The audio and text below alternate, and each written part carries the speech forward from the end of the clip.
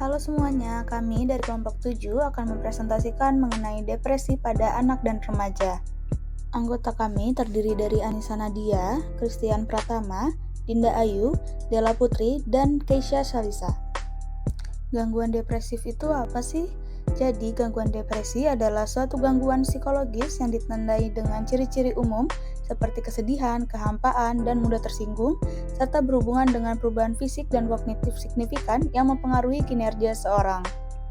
Yang pertama ialah Disruptive Mood Dysregulation Disorder atau biasa dikenal dengan DMDD. Adalah gangguan neuroperkembangan yang biasanya muncul pada masa kanak-kanak dan remaja. Gangguan ini dicirikan oleh pola perilaku yang kronis dan parah dalam hal kemarahan, iritabilitas, dan peningkatan ketegangan emosional. Berdasarkan DSM-5, gangguan disregulasi mood yang mengganggu dikriteriakan dengan gejala sebagai berikut. Pada anak-anak, perbedaan antara gangguan disregulasi mood yang mengganggu dan gangguan bipolar dapat dilihat dari munculnya amarah atau frustasi dan lebih persisten pada anak dengan gangguan disregulasi mood yang mengganggu. Terdapat dua etiologi dari DMDD. Yang pertama ialah genetik. Anak-anak dengan riwayat keluarga gangguan mood atau gangguan psikiatrik lainnya mungkin memiliki risiko yang lebih tinggi untuk mengalami DMDD. Yang kedua ialah psikologis. Beberapa anak mungkin memiliki kerentanan psikologis yang membuat mereka lebih rentan terhadap DMDD. Hal ini dapat mencakup faktor seperti kesulitan dalam pengaturan emosi, pola pikir negatif, atau masalah dalam mengelola stres. Selanjutnya ialah Major Depressive Disorder atau biasa disebut dengan MDD atau gangguan depresif mayor, adalah gangguan mental yang serius yang mempengaruhi perasaan, pikiran, dan perilaku seseorang.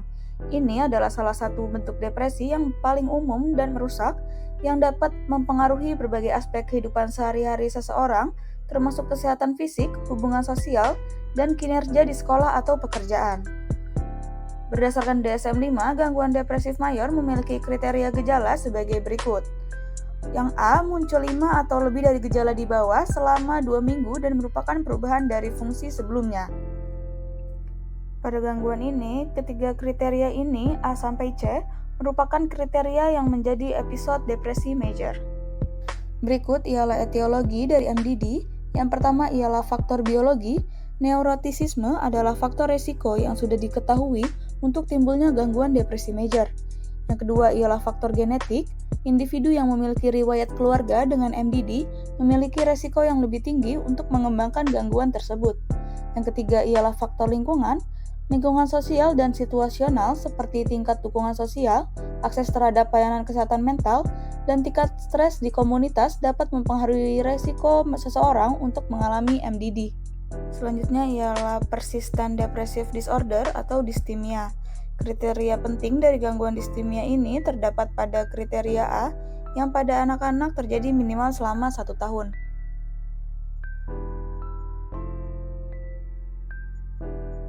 Berikut merupakan etiologi dari distimia. Yang pertama ialah faktor biologi. Perubahan pada struktur otak dan fungsi neurobiologis lainnya juga dapat berkontribusi pada perkembangan distimia. Yang kedua ialah faktor genetik.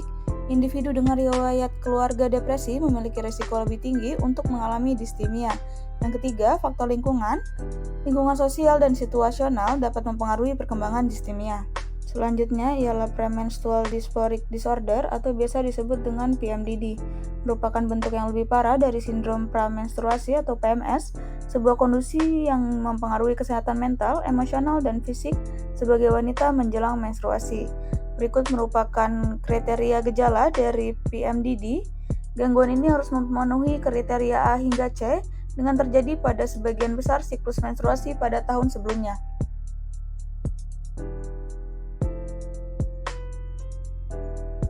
Berikut merupakan etiologi dari Premenstrual Dysphoric Disorder. Yang pertama ialah ada faktor genetik dan yang kedua ialah faktor lingkungan.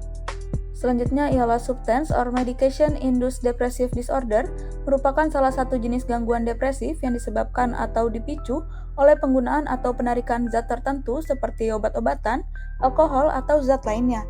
Menurut DSM-5, berikut merupakan kriteria gejala gangguan dari tersebut.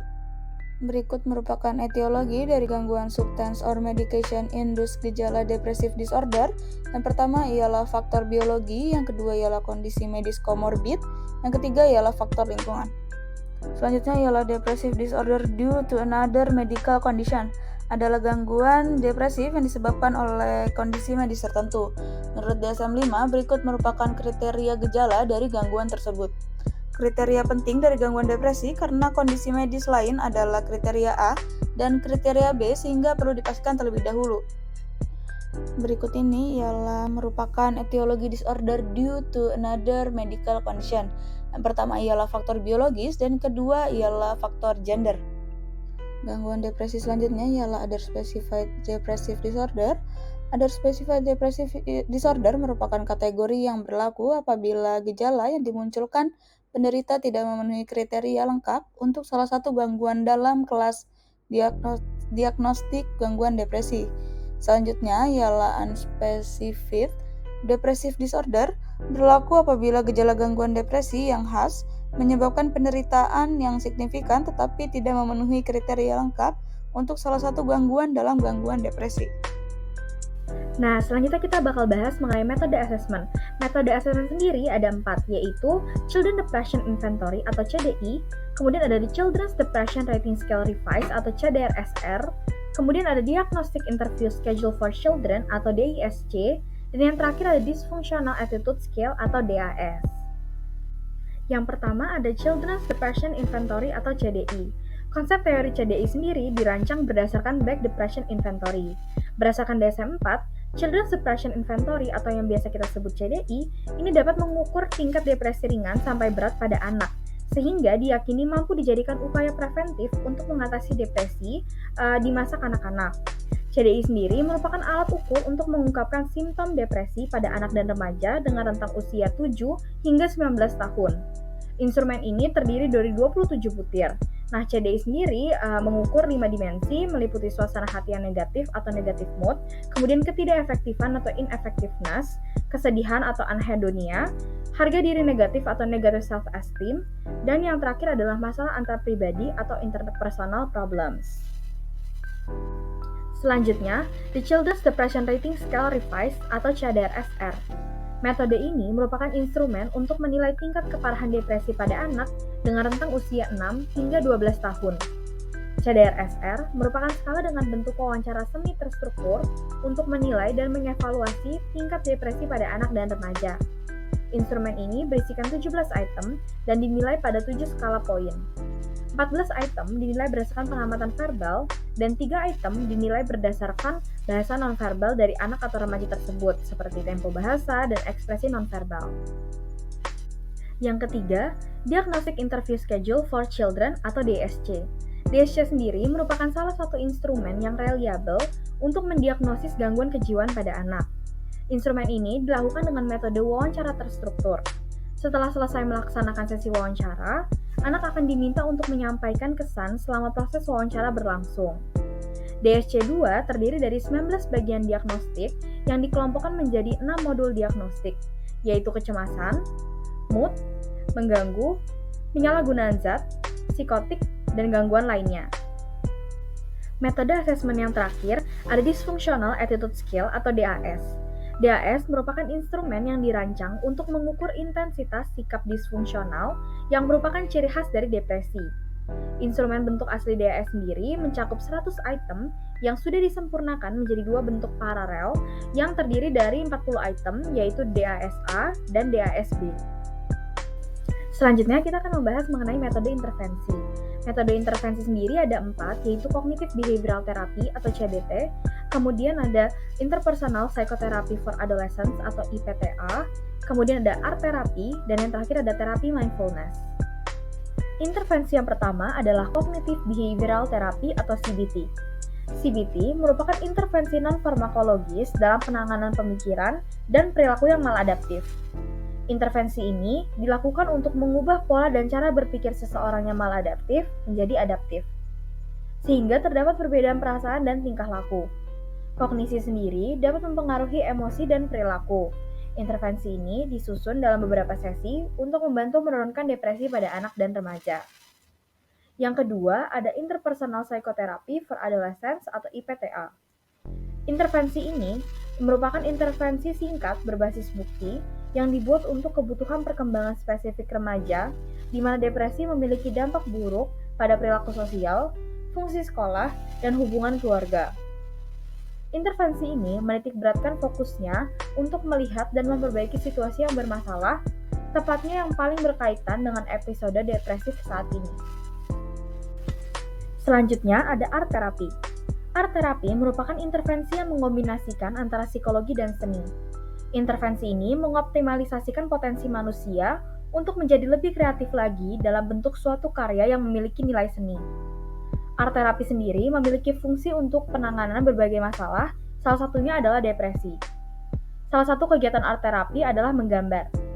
Menggambar spontan dapat membuat seseorang untuk bisa mengekspresikan masalah, perasaan, ketakutan, keinginan, dan kekhawatiran dengan cara yang tidak mengancam. Yang terakhir, ada terapi mindfulness. Terdapat beberapa penelitian yang membuktikan bahwa terapi mindfulness terbukti dapat menurunkan tingkat depresi pada remaja. Mindful artinya kemampuan dalam melakukan kontrol diri dan regulasi emosi. Melalui mindfulness, individu diharapkan mampu untuk menghadapi kesedihan yang timbul akibat adanya depresi. Terapi mindfulness merupakan kemampuan seseorang untuk mengatur dan mengendalikan pilihan, perasaan, dan perilakunya. Kemudian kita masuk pada contoh kasus. Anak laki-laki berusia 10 tahun dibawa orang tuanya konsultasi karena tidak mau sekolah sejak 3 bulan lalu. Alasannya karena takut dinakali teman-temannya yang merupakan geng anak nakal. Pasien sering diejek, diambil barang-barangnya, dan dipukul sejak 10 bulan lalu. Bersamaan dengan itu, wali kelas yang hubungannya sangat dekat dengan pasien cuti dan digantikan dengan guru lain. Pasien jadi takut sekolah dengan berbagai alasan seperti sakit perut dan pusing. Pasien minta diantarkan ke puskesmas dan jika tidak dituruti, dia akan menyakiti dirinya sendiri. Pasien yang biasanya ceria menjadi pendiam, pemarah, dan tidak berani keluar rumah kecuali bersama orang tua atau saudaranya. Keinginan pasien harus dituruti, jika tidak, pasien akan marah dan membanting barang-barang. Pasien seringkali gelisah, sulit tidur, hingga mimpi buruk. Pada kasus ini, pasien juga mengalami kesedihan, kehilangan minat, prestasi menurun, hingga muncul berbagai keluhan fisik seperti sakit perut dan pusing. Berdasarkan kasus yang telah dipaparkan, perawatan yang pernah diterima pasien adalah farmakoterapi antidepresan SRI, fluoxetine 1 kali 20 mg dan cognitive behavior therapy atau CBT, serta terapi keluarga. Pasien mulai menunjukkan perbaikan gejala. Ketika kelas 3, pasien pernah mengalami hal yang sama, berupa tidak mau sekolah selama 3 bulan karena ketakutan terhadap kata-kata gurunya yang mengatakan bahwa di sekolah ini ada makhluk halus yang menjadi penunggu. Selanjutnya, kita akan membahas gejala yang tampak pada kasus dan kesesuaiannya dengan kriteria dalam DSM-5. Dalam keterangan, pasien mengalami gangguan perasaan yang dirasakan sejak 3 bulan lalu. Hal ini sesuai dengan kriteria dalam DSM, yaitu 5 atau lebih gejala berikut telah muncul selama periode 2 minggu yang sama dan menunjukkan perubahan dari fungsi sebelumnya. Setidaknya, satu gejala berupa suasana hati tertekan atau kehilangan minat atau kesenangan.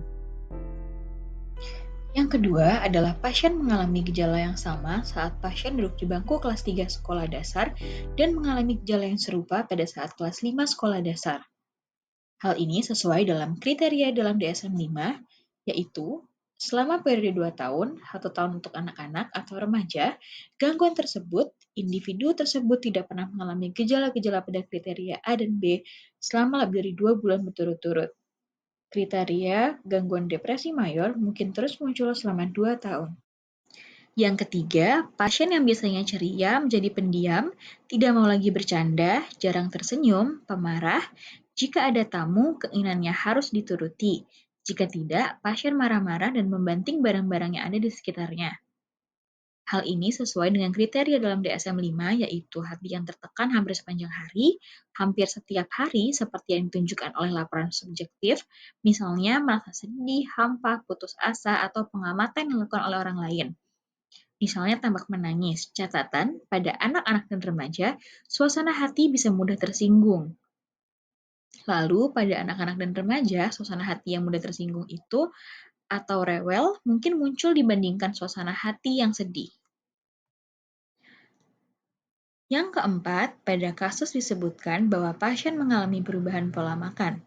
Tidak dijelaskan secara detail apakah menjadi berkurang atau malah terjadi peningkatan.